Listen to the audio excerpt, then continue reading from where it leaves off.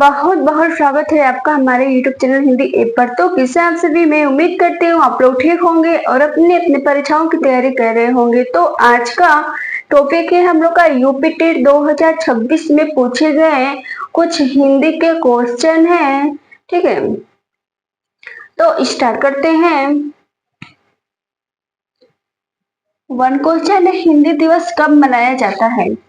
हिंदी दिवस को कब मनाते हैं? इसका सही आंसर है 14 सितंबर को। ठीक है, 14 सितंबर को हिंदी दिवस मनाया जाता है।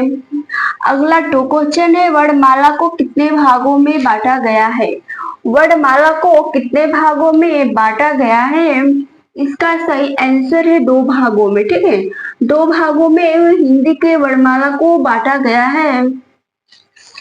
अगला 3 क्वेश्चन है, संग्राम में उपसर्ग क्या होगा?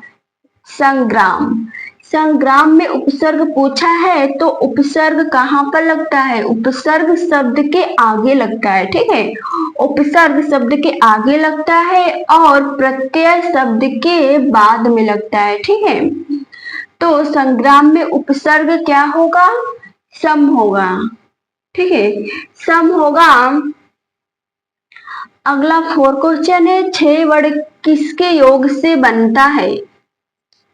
6 वर्ड किसके योग से बना है? इसका सही आंसर होगा आधा क और 6, आधा क और स। ठीक है, मूर्धन्य स से बना है 6 वर्ड। 5 क्वेश्चन है, चिंतामणि किसका निबंध संग्रह है? चिंतामणि को कौन लिखे हैं? ठीक है, कौन लिखे हैं? चिंतामणि एक निबंध है। ठीक है, एक क्या है? निबंध है, जिसको आचार्य रामचंद्र शुक्ल जी लिखे हैं। आचार्य रामचंद्र शुक्ल जी लिखे हैं चिंतामणि निबंध को। 6 क्वेश्चन है, हिंदी किस लिपि में लिखी जाती है? हिंदी को किस लिपि में लिखा गया है? इसका सही आंसर है देवनागरी। देवनागरी लिपि में लिखा गया है हिंदी लिपि को। अगला 7 क्वेश्चन है, जो एक स्थान पर टिककर नहीं रहता वाक्य के लिए एक शब्द कौन सा है? जो एक स्थान पर नहीं रहता है उसे क्या कहते हैं? उसे यायावर कहते हैं। ठीक है, उसे यायावर कहते हैं जो एक स्थान पर नहीं रहते हैं। अगला 8 क्वेश्चन है, हिंदी भाषा के विकास का सही अनुक्रम कौन सा है? हिंदी विकास का सही अनुक्रम कौन सा होगा? ठीक है, पहले पाली होगा, फिर प्राकृतिक होगा, फिर अपभ्रंश होगा, फिर हिंदी का निर्माण हुआ है। ठीक है, पाली, पाली से प्राकृतिक, प्राकृतिक से अपभ्रंश, अपभ्रंश से हिंदी बना है। ठीक है, यही सही अनुक्रम होगा।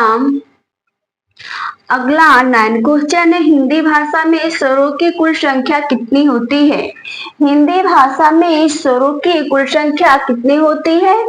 11 होती है। ठीक है, 11 होती है स्वरों की कुल संख्या। 10 क्वेश्चन है, काठ की हाड़ी बार बार नहीं चढ़ती। काठ की हाड़ी बार बार नहीं चढ़ती, इसका अर्थ क्या होगा? छल कपट का व्यवहार हमेशा नहीं चलता। ठीक है, जो छल कपट करते हैं उसका व्यवहार कुछ समय के लिए ही होता है। ठीक है, कुछ क्षण के लिए ही होता है, वे हमेशा के लिए नहीं होता है। ठीक है,